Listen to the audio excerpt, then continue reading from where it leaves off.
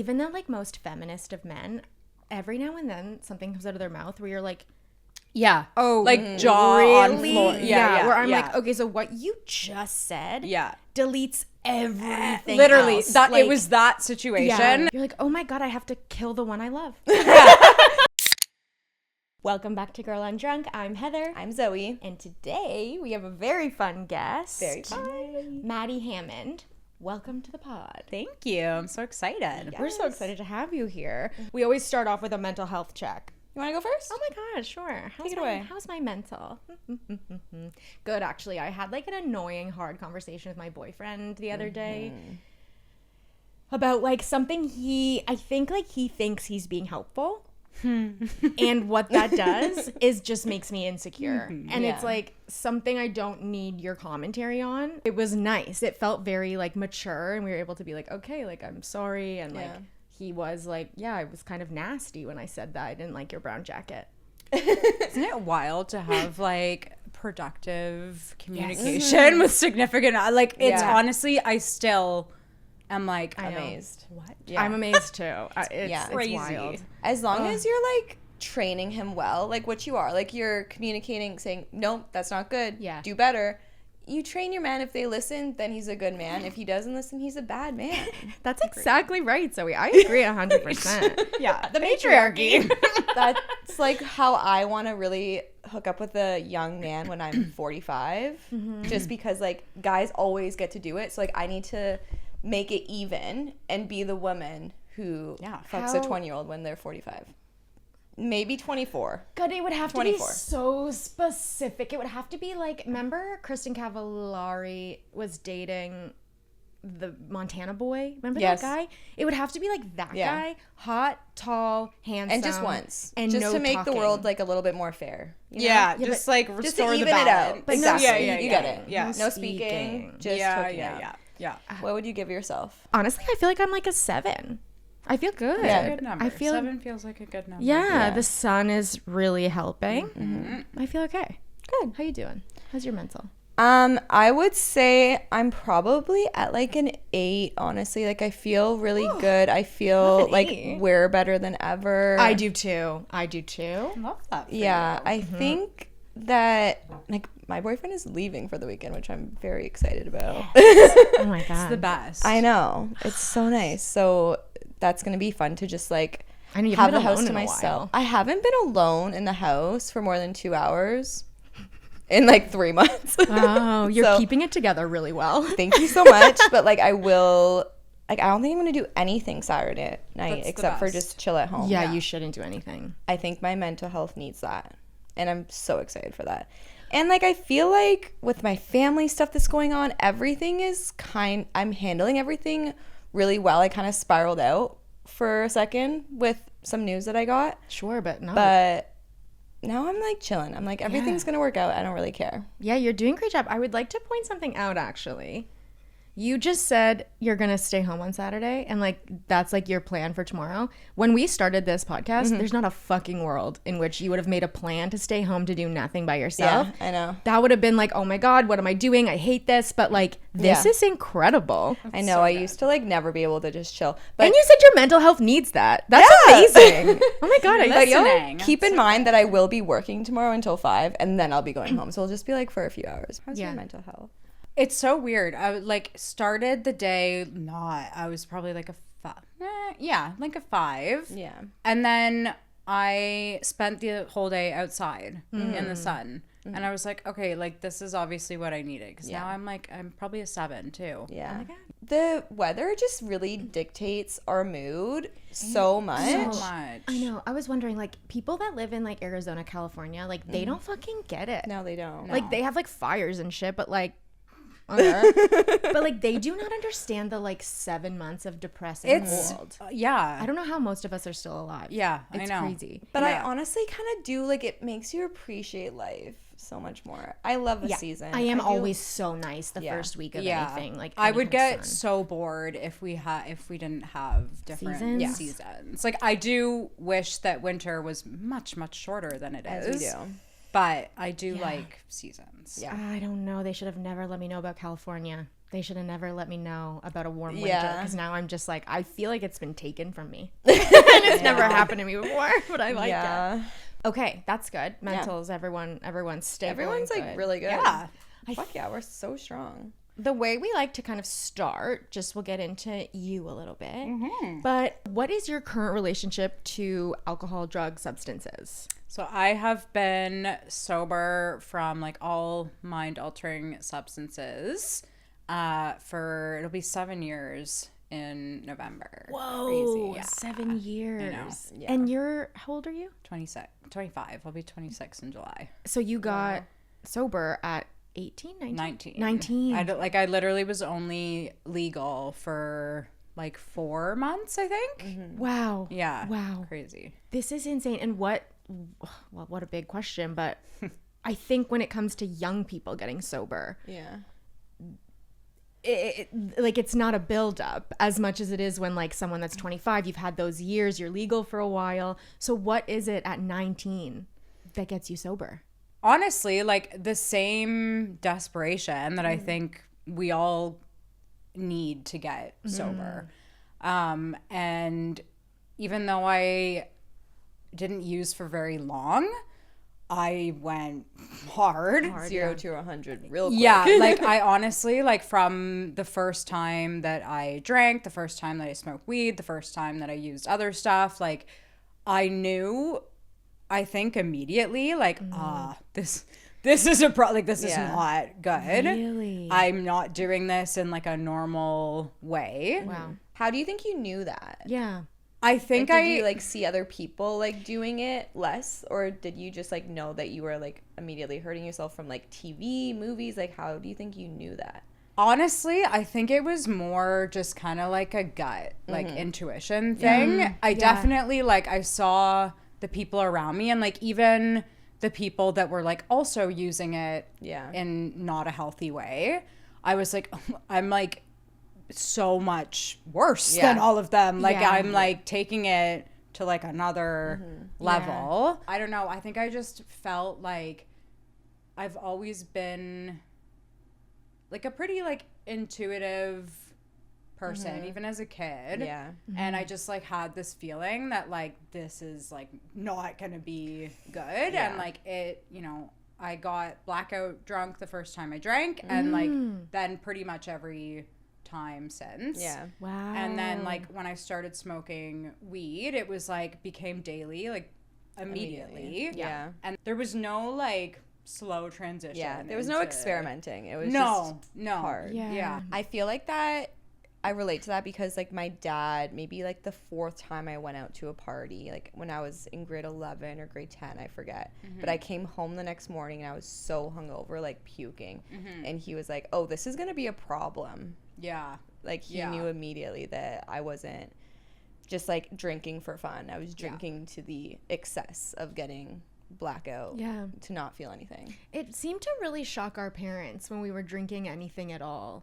Like I do remember one time I was already a senior in high school and it was like the summer before college or maybe the summer before grade 12 or something, and I went to my friend's party who my mom like is friends with her mom and like we're family friends, so it was like fine.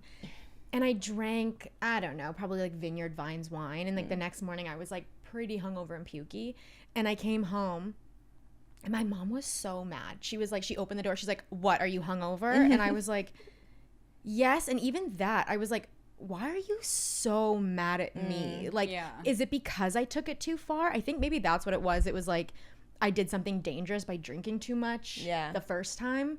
I feel like it's like fear that like the anger, because my dad was, my mom was like my like rock, like my constant. She was, you know, so consistent in like her support for me. My dad, in his own way, was also support, but like his reaction was anger and yelling and screaming. Are your parents together? No. Okay. And I realized now it was like he was terrified. Like he was just terrified because I was putting myself in all these situations and he didn't know how to like process that or express it in a way that he could just say to me, like, "I'm scared for you." I'm sure he did say that to me, but it was just like two very different ways of coping with what I was doing. Yeah. But I feel like the anger from people oftentimes comes actually out of like From fear. Yeah. That makes total sense. Were you angry? Were you an angry drinker or an angry kid?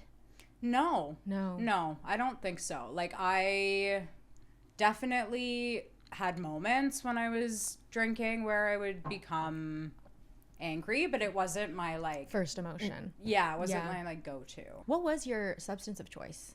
I mean, honestly, anything I could get my hands on. But it's so my first one was benzos and like Xanax. And then Whoa, how? I took one literally no, I took one at a party Yeah. in somebody's bathroom Okay. and didn't stop from there. Like I just was like, and I don't even remember Wow. like who I figured out getting The them from. connection, I just yeah. know that I took it once, and then by the week after, it was like constant all Yeah. the time. And there's like a solid year of my life. I was probably in grade 11 at that point when it was the Xanax. I have like weird, like fractured memories because you don't like you black out. Like, and Yeah. there's like blackout from drinking. Xanax blackout is very different. Like, it's not like, it's literally just like entire stretches and like hours and hours and hours and sometimes Okay. days that are just gone. Yeah. Wow. And so I would Scary. wake up in these like random places and I have no memory of like the past 24 hours. It was wild. And then eventually it became Coke, and like that was what got me into the room. Like that was what like brought Okay. me to the desperation. Wow. How old? Oh, in that you were 19. Yeah. I started Coke when I was probably like 17. Okay.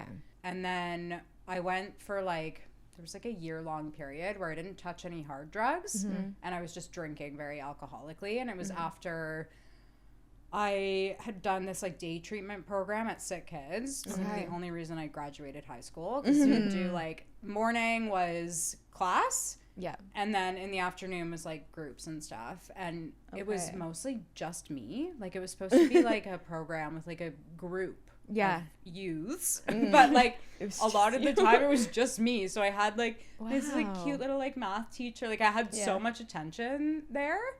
Were you the one that sent yourself to rehab?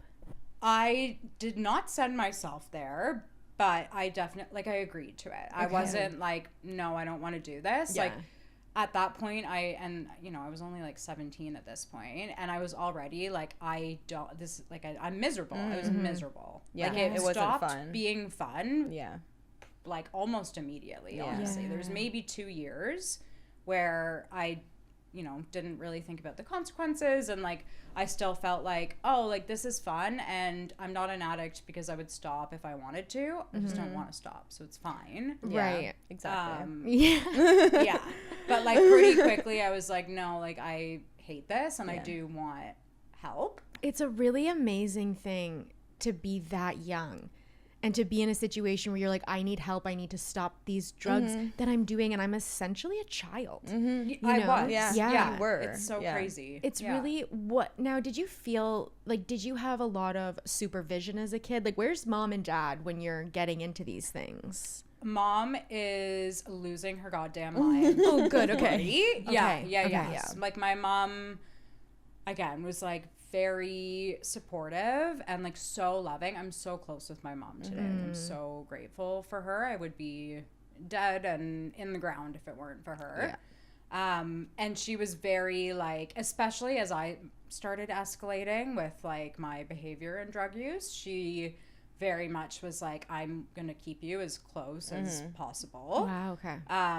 But like we're resourceful people, we find ways, and like I would just kind of like disappear.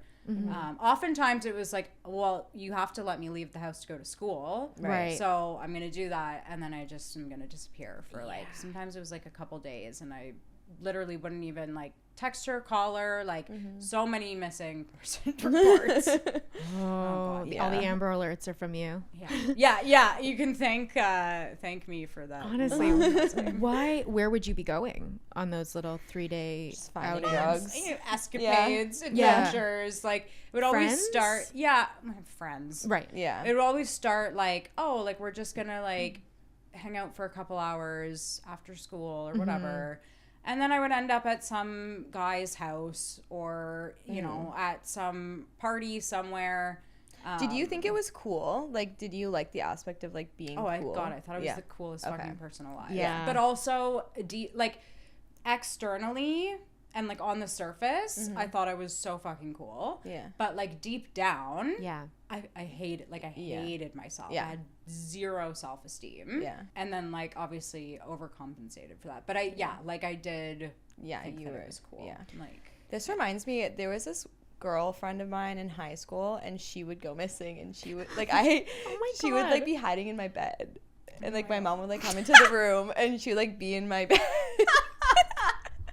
Because we were just we were drinking and doing drugs together, and her mom was very like strict, yeah. and so she would run away often, and she'd like be at my house. How would she get in? Just through the front door? Yeah, I think I probably the back door. Like I don't remember how I would sneak her in. You were harboring fugitives. As As a high school student. Yes. Oh my God, you guys are She would nuts. like go home like the next day, but like the police were looking for her. Yeah, I usually didn't like let it last too long. Yeah. Yeah. And I think there was probably only like one or maybe two like formal like missing person. Yeah. But like often I would go missing. Yeah. Wow. Eventually she like stopped calling the police every time because Right. you know I did all, but like she never stopped thinking worst case scenario Yeah, because like for how sure. could you know your 16 17-year-old child is like the situations and the people that I got myself involved with is like so so fucked. Yeah. Like I think about it today and I'm like I don't know how you stayed sane. If you heard this story without hearing that you have a close relationship with your mom, I would just assume like you were a neglected kid. You got access to drugs, alcohol, older friends maybe, but it seems that you have I a had such a loving home Right. life. Like my parents split up when I was really young, but like besides that, like I had a pretty normal fucking life. Yeah. Do you remember a thing that happened when you were a kid and you're like, or was it just the first time you tried something and you were like, oh, I love that, and then took you on that trajectory? Oh no, I was an addict from like day one. Okay. Like just I think back to like the way that I would use other things like books, TV, like candy. It was I would start and I could not stop unless some like external force like at the time my mom was like stop eating that. Like stop it. Take me I away. like I had no like regulation or like Interesting. concept of like moderation really. Everything that I did was always in excess. Wow. Even like healthy things, and like I'm still like that Yeah. today.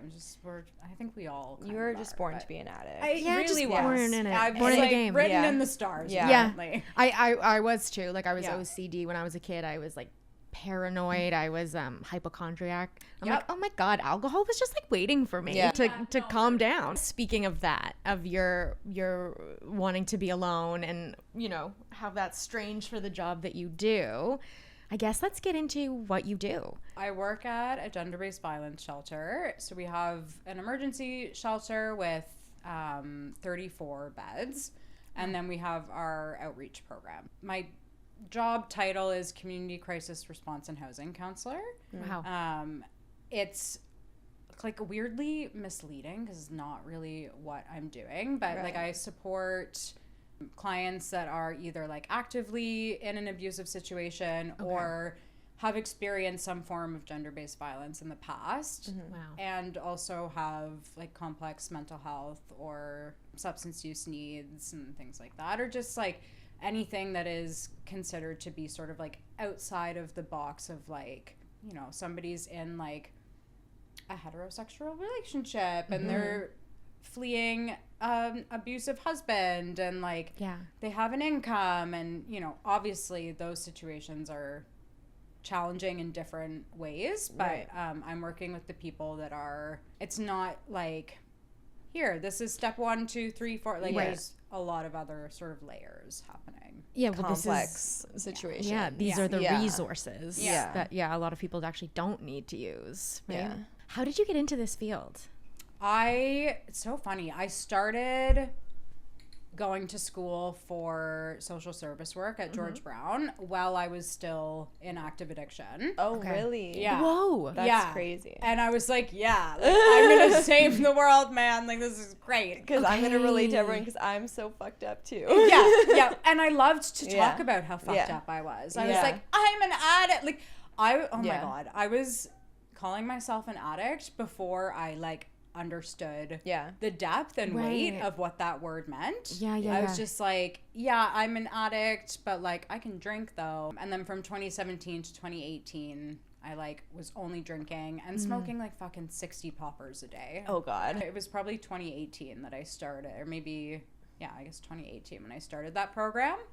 I spent like 40% of it at the bar across the street from school, and I'd have my little laptop out and like I'm studying. Yeah. Like, go to the fucking library. Yeah. Why are you at the bar? Is not where we study. Oh my God. No. Same. You do that too? I would get so drunk at the campus bar and then walk into class with a bottle of wine and sometimes like get kicked out of class. Yeah, I got kicked out a couple times too. Yeah. You know what? Actually, so weird. I don't know, like 2 or 3 months ago, I went to this training for work, and it was my professor from the first time around. Whoa.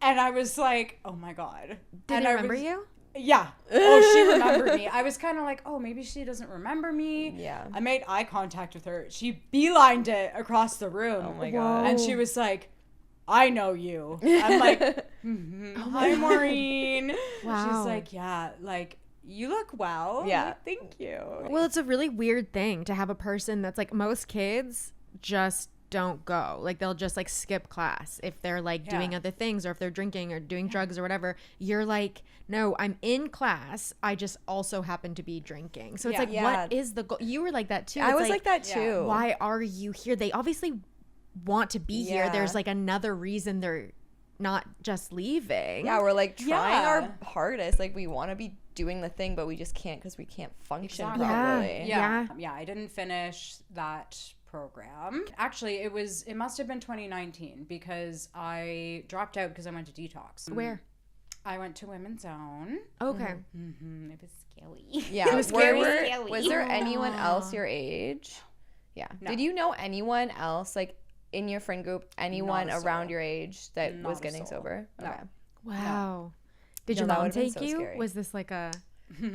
Yeah, this is like my favorite story. You Okay. guys always probably heard me Yeah. tell this story before, but I was living in a basement apartment because I was nannying for my mom's friends' kids. Okay. And then they let me stay in the basement in exchange for that. And this was like the first time I was living on my own. Literally, guys, it's like 2 minutes around the corner from my mom's place. Okay, And that's the only reason why your mom allowed it. It was a big step. Yeah. Right? It was a big step Yeah. for us. I guess I had been in the park, like stumbling around at like 6 o'clock in the morning, 7 o'clock in the morning, something like that. And the dad of the kids that I was a nanny for, one of the kids was like, "What's Maddie doing?" Because they were like on their way to daycare. Yeah. And so he called my mom and was like, "Your daughter's like not okay." Did they know that you were going through some... No, I mean, yes, but no, like not Yeah. the extent Yeah, of yeah. it. Like maybe they thought like I had a really bad night or whatever. But even that, I'm like, normal people don't have really bad nights like that. Like no, they literally, don't. they don't. Yeah. No one is just like stumbling home at 6 a.m. unless you have a problem. Yeah. And seriously, like I know a lot of like Yeah. friends that are still stumbling home at 6 a.m. and they don't think they have a problem. Listen, you do. So my mom comes, shows up, and I'm in my basement. I now have I was with my dealer. At this point was like having some like psychosis stuff going on, I think. and had convinced myself that my roommate was trying to murder me. So my dealer and I made him come into my bedroom and like barricade a bunch of furniture in front of the door. So I was like telling him all about my murderous roommate. And then all of a sudden I see my mom's fucking face in the window. You know, in a basement, like the... No, that's my nightmare. Yeah. That is my literal nightmare. Scary. Like banging. And I'm like... And I just like, I froze. Like time stopped. Maybe she won't see me. If I don't move, she'll go away. She was not going away. No. Like she knew that I was not okay. Yeah. And so I shoved my dealer into the closet. This poor man is probably like, man, lady, I like know. I got shit to do. Yeah. I got like, what are you doing? Let's not give him too much grace. He is a drug dealer and he is getting himself into probably precarious situations on his own. An old man in a young girl's apartment. Yeah. Yeah, no, Yeah. this is a very good point. Yeah. Yeah. So I put him in my closet and I was like, stay there. And then I'm trying to like talk to my mom through the door so I don't have to let her in. Yeah. And I'm basically, the gist of it is, this is fine. I'm fine. This is fine. We're all fine. Go to work. Yeah. Like I literally told her, I'm like, go to work. Just Yeah. go to work. Like I'm going to bed. It became apparent that she was not going to leave. And so I let her in and I'm like, okay, I just have to convince her that I'm okay. Yeah. If I can convince her that I'm okay, she'll fuck off and I can... Go back to doing what I'm doing. That's not what happened. Surprise, surprise. Because I was very clearly not okay. Yeah. And then I was like, shit, the only way I'm going to be able to get her out of here without her realizing that there's a man in my closet Yeah. is if I leave with her and go to this detox thing. Oh my God. Like, I didn't even know what detox meant. Yeah. Actually, at that time, we decided we were going to go to the RAM clinic, like the rapid access addiction medicine. How did your mom know to take you there? Like, how did she know about that? I think was just Googling, Okay. honestly. Like, Okay. I think she came across something somewhere and like we showed up. So she ordered a taxi. I don't know why we didn't get an Uber. I don't know why. That's It was weird that. It times. was But, long like, ago. It was still Wasn't taxi that long season. ago. It was in like 2019. Well, she had a lot on her mind. Yeah. You know, I have to ask She's like, her let's get about the number that, for the though. yellow Yeah. cab. Maybe I can't- I'm Yeah. like making that up. I don't know. We know. were in a ride share Yeah. Of some sort. of some sort. I did kind of at first, I'm like, I'm just doing this to get him. But then I was Yeah. like, no, I need help. Like, I'm Yeah. not okay. Well, it seems like you wanted help for like A a long few years time, now. a long You know, time. you just didn't know how yeah. to get it properly. Yeah. Or I wanted to stop. yeah. I didn't know how. Exactly. I didn't know how. We were in the back of this taxi / Uber / Lyft. I don't know which one. I'm now also just like coming down. And now I'm like freaking out. Like I'm screaming and yelling and crying and like probably thrashing around in the back seat. I'm like, I need to call my dad. Da, da, da, da. Like Yeah. full on logic, Lunatic. done. Yeah, crazy. This poor driver. I'm pretty sure I was trying to like finish off the last of my drugs in the back seat. So I'm like, if I'm agreeing to go, I'm gonna finish what I have. Oh, yeah, of course. And then we show up at the RAM clinic and it wasn't even open. Like it wasn't. They have like certain days that they're open. Okay. So now we're just at Women's College Hospital, and I think it was probably on like the gynecology fucking floor. And I'm like on the ground screaming still. Like now I'm like, oh no, now I want help. Somebody get out here and fucking help me. I never have thought about the driver who drove me to the rehab because, like, I think I was in an Uber. LOL. And Yeah. I never thought about what Yeah. he would have I'm thought. like, now I make living amends when I'm in an Uber and I try to be like respectful and not, you know. so quiet. We show up there. I'm thrashing around. I make enough of a scene that somebody, one of the like social workers came out and was like, okay, like get off the floor. Hey, crazy. Yeah. Like, come on, it's okay. And like, I wish I could remember her name. I remembered it for a while, but God bless this woman. Like she helped my mom because now my mom is obviously terrified. in her own state, terrified. And we called and like Women's Own happened to have a bed and she's like, you know, do you want to go? And I'm like, I don't even know what detox is. Like, what does that mean? She's like, well, it means that you're not allowed to use for whatever amount of time, 72 hours. And then, you know, like if you want to go to treatment, you can go to treatment after. Yeah. So I went and I had my stuffed sheep with me. Aww. And I was just like, I was terrified. My mom was terrified. She's like, where am I like dropping my daughter off at? I know. You're also only, how old are you? 19. You're a little baby. Barely 19. Yeah. Yeah. Oh my God, barely legal. Barely legal. Barely legal. Is that gonna be the name of the episode? Maybe. It might have to be. I mean, it is crazy to be in rehab when you're barely legal. Yeah, it really is. is. Yeah. So Are there lots of people that come up like that ask for your help who are trying to get sober at a very young age? Like, do you think that? Yeah, you are? I do think it's like a unique kind of experience. It really is. And I do think that like, well, I don't know though, because now I'm thinking about it, I'm like, sponsees that I have, I think they're on the younger side, a lot of them, but not like nowhere near as young as I was. But I know like a lot of people who are probably listening, like they don't think that they're an addict because they are only 19. Yeah. It's a phase. Right? It's Everybody just a does phase. it. Everyone does it. So it's Again, nobody Yeah. who is like normal. stumbling in the park There's at no 6 reason a.m. for that. No reason. There's no reason. yeah, because there are people who do, you know, they're in high school and they're crazy and they drink a lot and they do drugs, and then you're like, now they're at Princeton. What the fuck? Are they smart? Like, how did that happen? Yeah. And some people, like, it is a phase. Yeah. And it's like And that. it's so easy to convince yourself of that. Yeah, I mean, I did. Yeah. Like,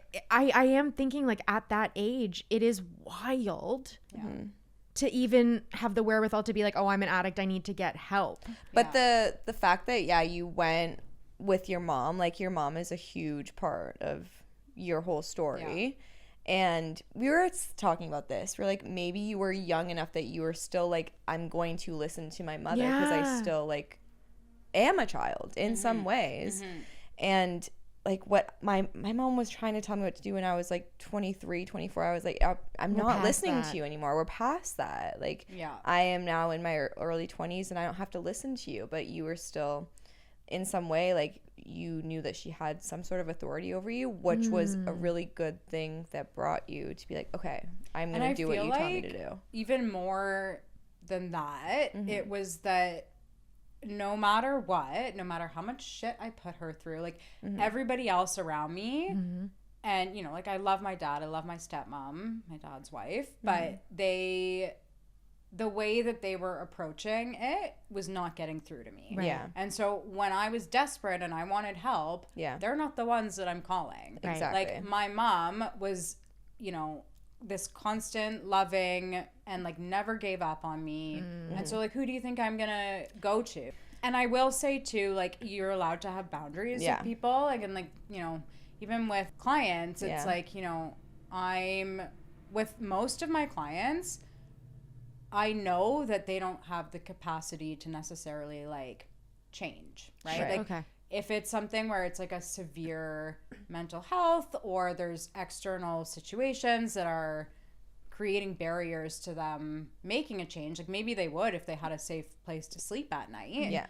But for those people, like I have to remind myself, if I just show up and I'm like consistent and just allow people to show up however they need to in that moment. Like you want to go to Service Ontario and you want to scream, go for it. I'm still here. But that's exactly what your mom was doing, right? Exactly. Like that's exactly how your mom was treating you too. And that like really helped you. Core of harm reduction. And like why it's so important. It's not actually about, you know, like reducing your use or this or that. It's about like keeping people as safe as possible and just like being there. And then, you know, if they're granted the opportunity to make a change, like the person that they're going to go to is the one that has just been kind and loving. And like, again, that doesn't mean you're not allowed to have boundaries with addicts, because we're fucking like crazy, horrible to deal with. And boundaryless. Exactly.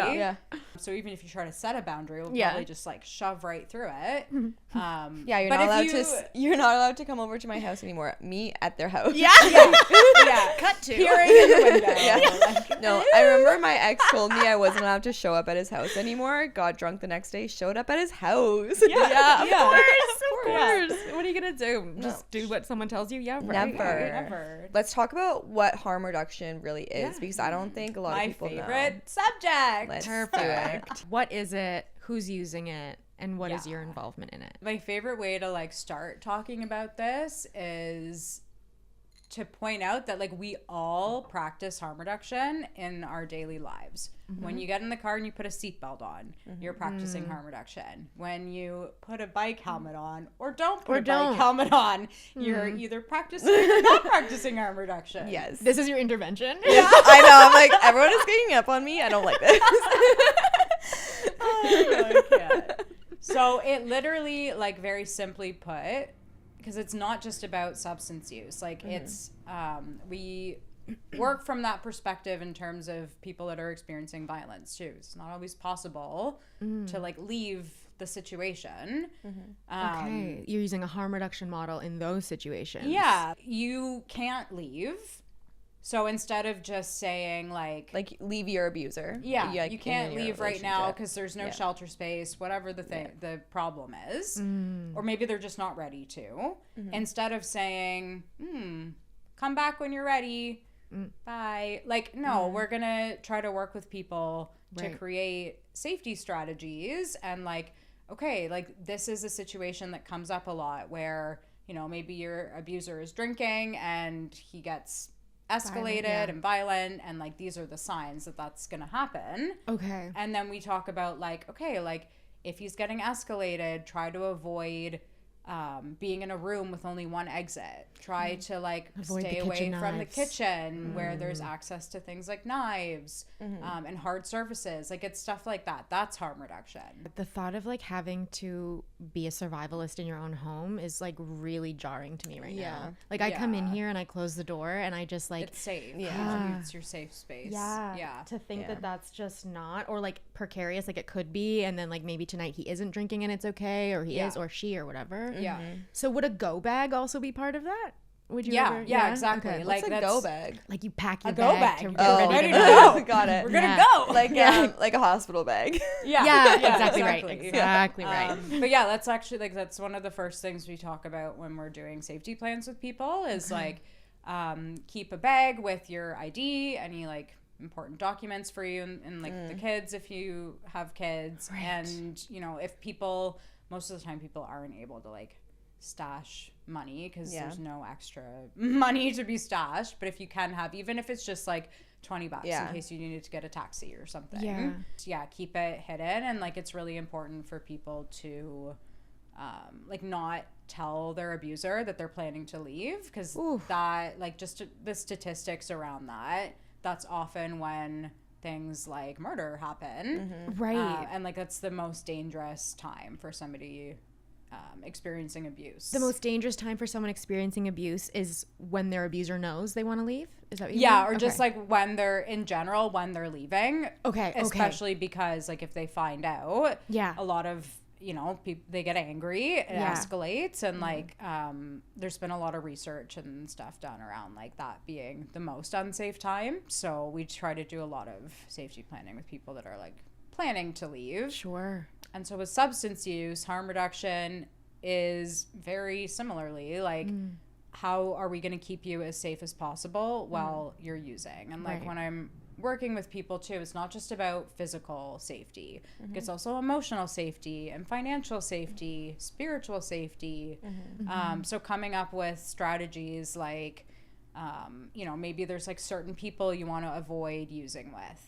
That's harm reduction. Okay. Yeah. Maybe it's as simple as, and like this is probably what most people think of, like providing harm reduction tools for people, like safer using supplies. Okay. Or like using things like a Gatorade bong that's like now you're inhaling plastic and shit too. Like Okay. you're using things that are meant for the thing that you're using them for. The drug that you're doing. Yeah, that's like, you know, the physical safety. The emotional safety might be when I use outside, my like paranoia is worse, or like maybe I shouldn't use outside at night. And it's just like all these like little things that are very personal to the individual, Yeah. but that you might not think of as harm reduction. And it's like, it's very simply just about keeping people safe. What is Toronto like feeling about harm reduction? What's the verdict here?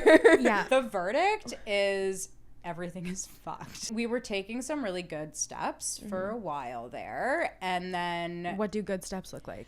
there was a lot more conversation around harm reduction and like what that actually means. Unfortunately, the resources still were never really there, but I think people were talking about it a lot more In like a positive way. in a positive way. Yeah. Now it's become Political. yeah, exactly. That's the biggest problem right now, is that it's become a political thing, and it has nothing to do with fucking like it's not Yeah. a political issue. It's a health issue. Yeah. It's a social. Like, unfortunately, politicians are the ones with the power who are making the decisions about how this stuff plays out. I understand how it ends up becoming like a political thing, but we have to like get away from that.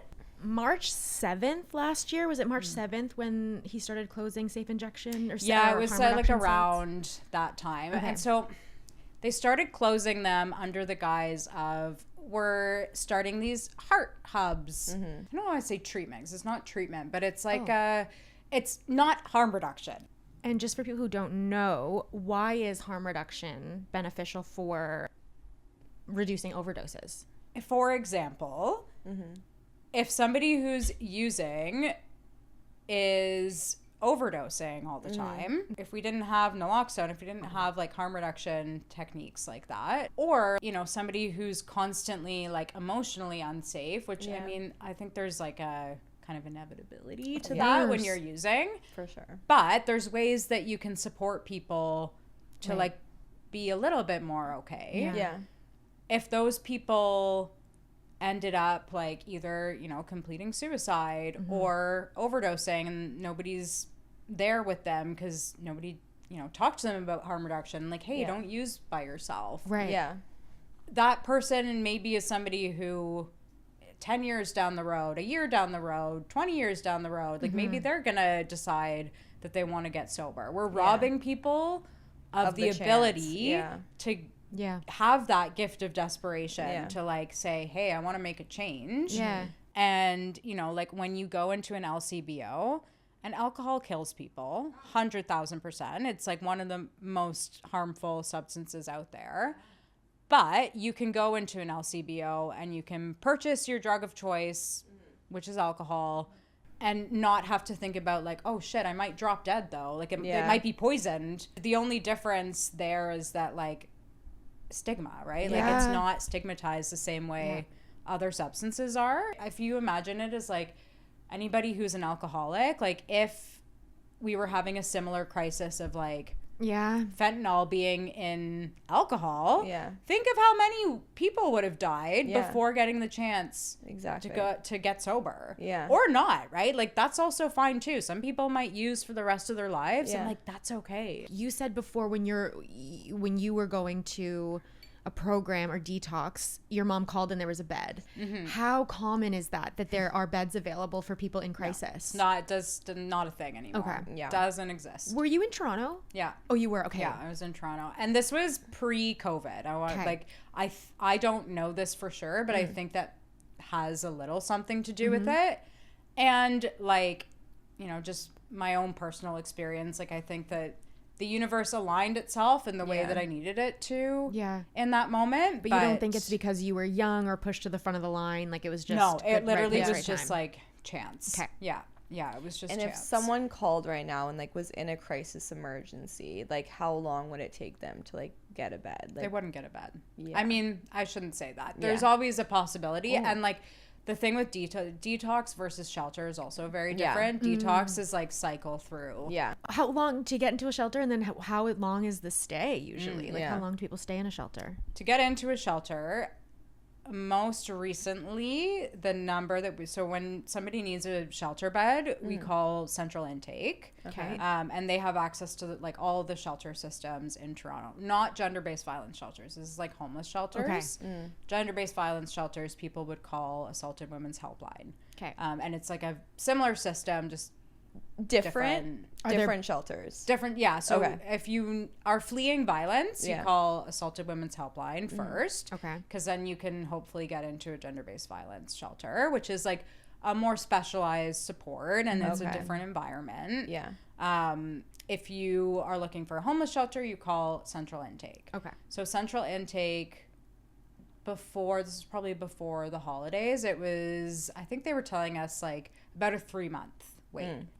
There's not supposed to be a wait list for emergency shelters. Right. Like the whole point is that it's an emergency shelter. Right. So they're like, they didn't used to have a wait list because it's not supposed to, the system is not supposed to work that way. So are people staying longer? Yes, that's a big part of it. Okay. Because where are you going to The go other after problem, the there's shelter? no housing. Yeah. People don't have housing. If I lose my job today, I have no support. I find myself without a house, without somewhere to stay tonight. I call Central Housing or Central Intake. Central Intake. And so I'm going now to a homeless shelter. Hopefully there's a bed. Is that safe for me as like a single young woman? Nope. Okay. No. So in that case, would she call the gender-based one? Like Not if she's not fleeing It's violence. not- right. True. Do people, Not I if guess she's you could not lie. Yeah. Yeah, you know what? You could. Yeah. I don't really think people do. Though. Sure. Yeah. Like it's. I mean, I'm sure there's the odd person out there. Yeah. But yeah, like no, it's not safe really for anyone to be honest. And I'm not like. This has nothing to do with the people that work there. Like most people are like such incredible humans who like really want to help, Yeah. but there's too many people and not enough staff, not enough funding, Yeah. not enough support. And so like a lot of people who've experienced homelessness actually feel safer like being outside than they do in a shelter, unfortunately. Yeah. That makes sense. It makes a lot of sense. Not that being outside on the street Is as safe a by young any woman means. is safe either. Yeah. Like Yeah. that's a, but some like even the encampments, right? Like people build a community and they would prefer to be staying somewhere where they know like their neighbors and the people that are living near them versus going into a shelter where it's where like, there's rules too, right? Yeah, And you're yeah. like, well, my life is as it is and it's hard already. I don't need rules. yeah, Yeah. exactly. Yeah. Yeah. Well, and then it's just like you would get like fed up with the system, right? Because you're getting pushed around everywhere. No one's actually being able to help you. You're waiting forever for a shelter. You're waiting forever for housing. Like you said, the wait list for housing's what, like years? So for a bachelor unit, yeah, not even a full bedroom, 15 years, over 15 years. Yeah. For subsidized housing. subsidized housing. That's the goal for everyone on the street, right? I mean, I would say in my opinion, yes. There Yeah. might be people that are like, no, I don't No, want I want to that. be on the street Yeah, forever. yeah, Yeah, which sure. is fine. But Yeah. in general, yeah, like the whole idea is to get people into their own housing. Yeah. I said something naive to you about CAMH because, like, any normal person in the city would be like, oh, CAMH is having an expansion. Like, that must be better for, like, the homeless crisis or any sort of, like, addiction crisis in Toronto. Yeah, because And what else? what else Problem is goes there? so Expanding much for. deeper. Yeah. This is the thing, and I'm not saying it's a bad thing. Yeah. But like, the problem is many, many, many levels deeper and more complex than that. Yeah. Anything that we can like provide more resources and support for people, great. Yeah. Is it going to make any difference in homelessness? Yeah. No. Yeah, what we need is more, like, beds for people, more Houses. Housing. Yeah, more housing. Just more housing. Yeah. Housing. Because if you get more housing, that's less. That's People more are- people yeah. out of the shelters Yeah. into houses. Yeah. That means more people can get into the shelters Yeah, exactly. immediately Exactly. instead of waiting for 3 months on the street to hopefully get into a shelter Yeah. and then to hopefully get into housing. And like you think about 15 years. Yeah. What is somebody to stay in a shelter for 15 years? No, of course not. That's Yeah. insane. But that's what's happening. People are cycling through the shelter Yeah. system for Right. like a decade Decades. or more. You said the women leaving abusive relationships, they get pushed to the front of the line for these housing, Yeah. right? So people who are fleeing violence, women, trans people, men, like if you are fleeing abuse. For housing purposes, it has to be domestic abuse, which means that it's a parent, a child, or an intimate partner, a spouse. And how fast is that? So even then, it used to be a little bit better when I first started in the field, which wasn't that long ago. It's Like, only what, been 4 years ago? Yeah. maybe almost 5 years. Yeah. But now for one bedroom is like, it's not so bad. Like it can be 3 months, it could be 6 months, it could be up to a year, depending on how picky people are being about, because the way it works is you like select the units that you're interested in. Okay. So if people are only picking one every couple months, they're obviously not going to get it very quickly. But for a 2-bedroom, it's like 99% of the time over a year, probably closer to 2 years. Right. And what does that interim look like for Well, people? exactly. It looks like I'm stuck with my abuser. Yeah. It looks like harm the reduction. street. Are most of your clients in like housing? A lot of them. Yeah. So most of the ones that are people that I like applied for housing for. Okay.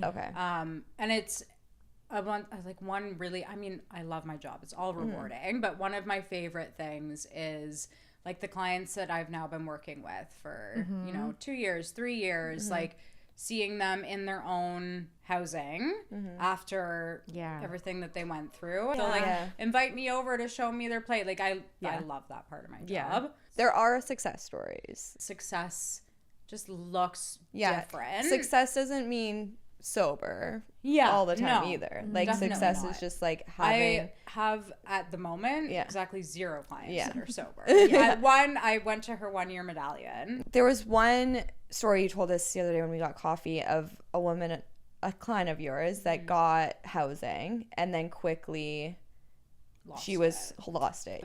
The level of trauma that she's experienced in her lifetime and the barriers, and like she was a racialized woman. There was just so many like layers that were impacting her. Yeah. And she really struggled with, I hate hoarding. I'm like collecting. She was a collector. She was a collector. Okay, of I hate things. the word hoarding. Collecting behavior. Yes. She loves her thing. And she didn't have things before, so like let her have her things. No, and Give so me this my is things. like hoarding is Is that common?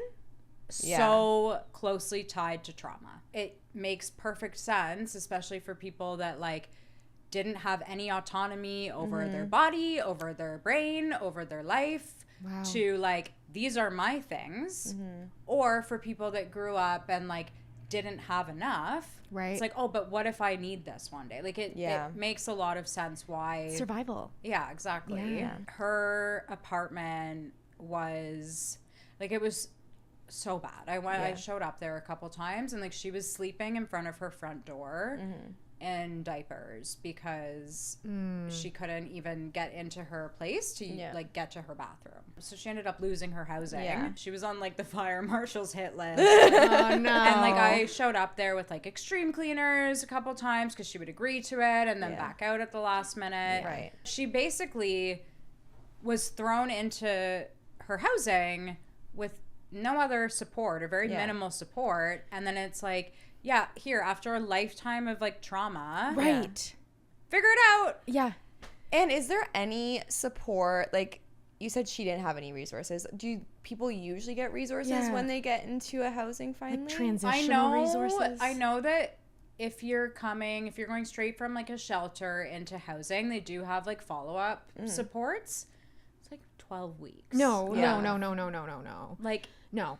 I even out of rehab, I'm like, this is bullshit. It's like paying so much money for post-rehab therapy. Yeah. And it's like actually what I would need and what I think what you need, like the word, like the longer you've been drinking and drugging, it's like the more you need these services of like, come to my home, take me out of our bed, brains are bring so me, fucked. Like, we need like you have to bring me to extensive therapy. intervention. Like, And I that's know. me. Like I couldn't get out of bed forever, and I'm like, people that have nothing and are experiencing the worst. It's like you expect them now to like have it all fucking figured out. Just because they have a roof over their head, now they're supposed to have like, everything you're figured good, out. you're fine. It almost to me, Yeah. it almost like, feels no. like if I can put myself in like the shoes of like the politicians, like it feels like, see, They can't fucking do it. Yeah, no, exactly. That's what it feels like. Look what we gave them. Look what we did for them. They can't do it. 100,000%. That is very upsetting. Yeah. Because then I what feel so happens bad if for you her. lose your house? You go back onto the list? Or can you go back onto the list? Oh, good question. Another 15 years. Yeah. Yeah, she could right. get So you another can one. Okay. get back on the list. Yeah. And also, she ended up in arrears, like owing them money because they cleared all her stuff out, and now there's like and you can't reapply for housing if you owe them money. Not that it even matters, because she's like, well, I'm not doing that again. Yeah. Like, fuck that. Yeah. Right. So now where is she? Now she's out of shelter, and she likes being outside in the warmer months, so she'll probably be outside over the summer. Yeah. Okay. Like living outside. Yeah. Okay. Yeah. And that's like, I've offered to support her with applying for like supportive housing, because there are housing programs that are like, it's not just housing, like it's also like a support program for people that have mental health or whatever. Are there lots of those? No. Because it seems like that should be what it all is, right? Yeah. Supportive housing. Or at least it should be an option. It shouldn't be like Mandatory. Yeah. oh, you must do this because we gave you housing. Yeah. Like, because there's lots of people that are fully functioning. Like, fully functioning they're humans, okay. they're They're okay. good. They just want to live their life and have a roof over their head.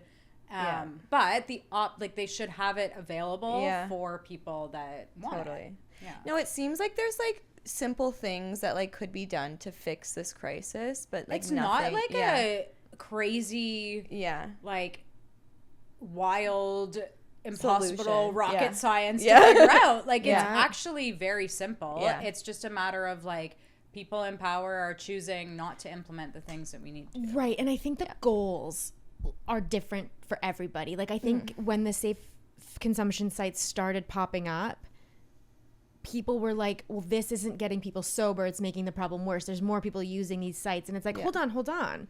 But Who said anything about getting sober? I'm like, the goal was never to get sober. It's actually quite literally the opposite of that. It's that the people who are actively using want to be able to do so safely. Yeah. Just like you, people drink safely. Karen, who goes home and has a glass of wine. Yes. You can do that safely. Yeah. It's crack, so it's like, oh my God, no. Or it's whatever the Yeah. drug is. It does feel to me that the general public was kind of told that that's what harm reduction and safe consumption sites were for, to get people off the street. And that's what I mean when I say people don't know what the fuck harm reduction is. Right, but People now don't. that didn't happen, because that was never the plan, people are mad. And I feel like that's when it really became politicized, when it's like, none of these safe injection sites work. You're just going in there to get drugs, and now everyone's on the street. Like, there wasn't, our goals were all fucked up from the beginning. Yeah. You know? Yeah.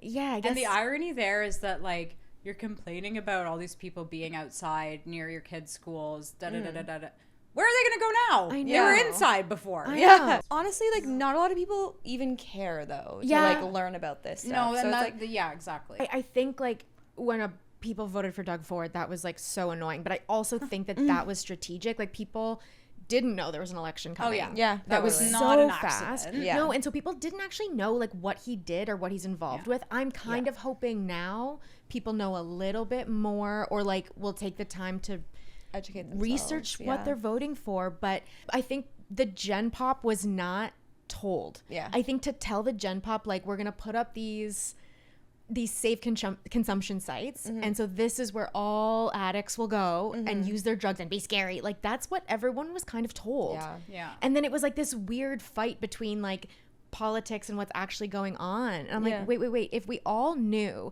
that, like, people who work with people who are experiencing homelessness and addiction don't want them to be, like, out with guns, drugging, and this and that, and being horrible, ruining communities. It's like, everyone has a good intention. Yeah. Let them tell you what's going on. And you let know? them, like, not die. Like, Yeah. Wouldn't that be nice? let them, like, What not a die. wild idea. It's like, oh my God. Yeah. I can't believe we even have to, like, Yeah. have this conversation. Yeah. Like, it's No. fucking crazy. You must be furious, like, Yeah. having to work in this environment every day can't- and just, I like, can't not think about it too seeing any much. change in it. I celebrate the small wins. Yeah. Yes, that is one of my questions. Celebrate the small wins. What are some little wins in your field? Yeah. little like, victories? I mean, housing is not a little one. Like, that's a big one. Yeah.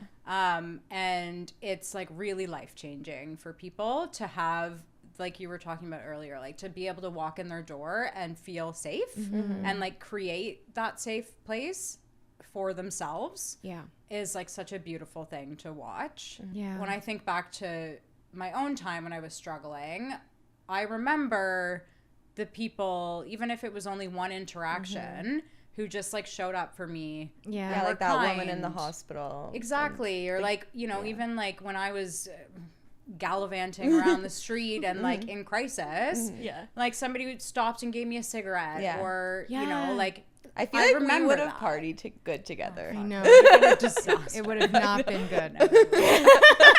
That would have been very Like, that would have been a good one. We would have been on the balcony railing too. And Yeah. God. Yeah, we would have been standing on the balcony about together. right. Yeah. just 6 a.m. in parks. Like, God damn it, girls, go home. No, I literally remember like once I came to at the, you know, the dog park in Trinity Bellwoods, and they have like that elevated platform, like the wooden platform. Once I came to, and I was just laying there looking at the stars, and I was like, how did I get here? Yeah, Why am I always in a park? Scary. You're like in the middle of the city, a young girl, you absolute imbecile. Literally. Oh my God. I like remember waking up in some random man's house and like I didn't know where I was. Somebody had stolen, probably him, stolen my purse, my phone. I had nothing. Yeah. Nothing. Oh my I God. just realized it. All of my phones that were misplaced by me, probably the men took them. No, Maybe. I'm sure the men were out here stealing my phones. Yeah, I think I they were mean, stealing at your least a phones. few of them. Fuck. You're like, that certainly wasn't my fault. No, I probably also couldn't have lost. been No, I wasn't leaving my phone at the fact bar. that I love to blame a man. Yeah, it's the best. It's perfection. It's the best. That time I know it was stolen because like also my entire bag. Yeah. Yeah. And like and I was wearing this like yellow dress and I remember walking around, I was so out of it and I was like, I picked up like a receipt from the sidewalk because I'm like, this looks like a transfer, I can get on the bus with this. Yeah. So I'm like, if I can just get on a bus that will take me to a subway station, I'll know. know how to get home. Yeah. I'll know how to get home. Exactly. And I was like stumbling around, I had blood all over me. Not a fucking soul stopped you. helped. Yeah. Yeah. Guys, I was like 15, maybe Yeah. 16. That's Like, isn't that so insane? Why are Yeah. you bleeding? Oh, God. Who knows? fucking knows. Okay, God one knows. of those. I also, like, got myself, like, lured into, like, a human trafficking Oh, no, situation. no, no, I was gonna say, like, you were so young, ending up in all these Yeah. places. How could have that not happened? Yeah. you know? How did that happen? What happened? It was this guy that I was buying drugs from, and his friend, like female friend, started messaging me on Snapchat and was like, oh my God, like, you're so beautiful, like, and, you know, telling me about, they pay for my hotel room, and like, she was like saying it and not saying it. Yeah. And, you know, like there were many times in my substance use and like active addiction that I performed sex acts to get my substances because like I did what I needed to do. But I was at such a low point in my life, and like he fucking knew that. Like he knew that, and had her reach out to me to like try to get me. Thank God, my mom had my Snapchat login, and so she was seeing all these messages, and she knew immediately what was happening. Your mother? Your mother? No, guys, like No, we need to get your mother on the podcast. she was honestly, She was probably like, Yeah. Jesus, another thing? My God. Like, she should have locked you in your room, honestly. I know. I'm like, at this point, I don't know another I know. option. Talking Yeah. to you, it wouldn't have therapy, worked. rehab. She should have. Yeah. It wouldn't Yeah. have worked. Yeah. Yeah. Oh my God. Jesus I like. Christ. I was such a fucking little shit. Yeah. Like, they had locked the liquor cabinet, obviously, and it was Mm. like above the fridge. But it was, they put like a chain, chain lock around it. Yeah. So I would challenge. get on a chair. I would get a wooden spoon. I would open the thing just enough that there was like a little gap that I could get my tiny, like malnourished little hands little through. meth hand in there. I would take my wooden spoon and I would like flick the bottles to the front of the cabinet. And then if I could get like the bottom part out, I could pull and I could slide it through. Oh my God. It reminds me. Remember the story you told me before we started this podcast of you not using a stepping stool to get on a cabinet to get something from a cabinet? Same thing. Same. Well, but that not having a step stool to get where you need to be is actually just preparation for the chain link fence around your alcohol. Right? So that was just preparing. Yeah, I was training. Yeah. I was training my whole life.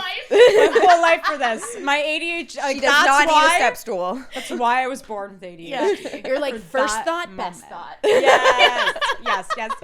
I also used to lose lighters all the time. Well, probably stolen by a man, to be honest. Yeah, all of it. Probably the guys always by hand. The same ones. Yeah, but I need to smoke my poppers. So I had, this is like I can't even. I would have my like fucking homemade Gatorade bottle bong. Mm-hmm. And then I didn't have a lighter, so I would take a Q-tip. We had a gas stove. I would take a Q-tip. I would So dangerous. I would stick the Q-tip in the like flame of the gas stove, and then light my popper with the Q-tip, and the whole house would smell like burnt paper. Because Oh my also God. Q-tips aren't meant to like hold a No. flame. They go right to the bottom. So you gotta go fast. Yeah. I burned so many. I've lit a candle with a acrylics Q-tip Oh before. my Yeah. God, I can't. Yeah, there's no time to like get outside to like do the popper. I just remembered. Acrylics? Yes. Yeah. And I would smoke weed all the time, and I was burning my Because fucking fingers. it's not a cigarette. Like you like press and hold. Yeah. And like Yeah. being dumb. I always had like chunks out of, I just had that memory. God. Horrible. Why was I getting my nails did an active addiction? I wasn't going anywhere. I don't know. I don't know. That's for another day. At least your nails looked good, I guess. You're like, and then I can't be an another addict thing. because my nails look good. No, truly. Truly. What is what would be maybe the one thing or a few things that you would like people to know about clients you work with, people in precarious situations? Mainly, no resources that are available, and like it's important to take initiative and like educating yourself about it. Do the best you can to be kind to the people around you, and like also I would encourage people to think further outside the box in terms of like, if you see somebody struggling or whatever the situation is, our often initial reaction is like judgment, right? When what we do it subconscious, I still do it. Sure. I still do it. But like, we just start having all these thoughts about like, how did this person end up like this? Start thinking about things more from a perspective of like, I wonder like what barriers have been placed in front of this person to like allow them to get to this point. Yeah. Yeah. That's really great. Like very empathy first, human first. Yeah. Wow. Well, Maddie, this has been amazing. Thank you for having me. We Thank really you for educating. Yeah. I'm us. obsessed with podcasts, and like No, this is the first one obsessed. I'm on now. I love it. We both really appreciate you coming in after your long work day and Thank you for talking having to me. us. I feel like we know so much more now, Yeah. and so fucking proud of you. I'm so proud of you. It's like one thing to like get sober as a 19-year-old lunatic. Yeah. Don't know how you did that. Thanks, Mom. Yeah, I was just gonna say, Mom. Thanks, Thanks, Mom. But to be able to do whatever you want to choose, right? You haven't like chosen a field, got fucked up, and then go, oh God, I have to go back to accounting. You can do anything. And you're like, this got me. And I want to help I gave myself goosebumps saying that, but it's really beautiful and incredible. And I'm just so grateful that people like you exist and want to be doing this work with a fucking smile. Yeah, it's, I'm like, yeah, I know. If I don't laugh, I'm gonna cry. Right. But it is truly like fills my heart and soul doing it, and like I wouldn't want to be doing anything else. I have like incredible coworkers, which makes it it's beautiful. I love it as much as it's frustrating and all the things to know that like there's ways we can all be part of the solution is like, thank God for that. Yeah. Well, and shout out to all the social service workers. Yes. Honestly. Oh my God. Thank Please. you. Thank Round you. of We're applause. so proud of all of you as well. Yeah. We see you. We feel you. We're so sorry there's no money. Yeah. But you never know. Maybe things Stay will turn around. optimistic. Yeah. Stay optimistic. Yeah. And keep doing what you love. Thank you so much. Thank you for having me. This was so fun. Please Thanks, come back. We're Maddie. so proud of you. Proud of you. Proud of you. Proud of you. Proud of you. Everybody. Proud of everybody.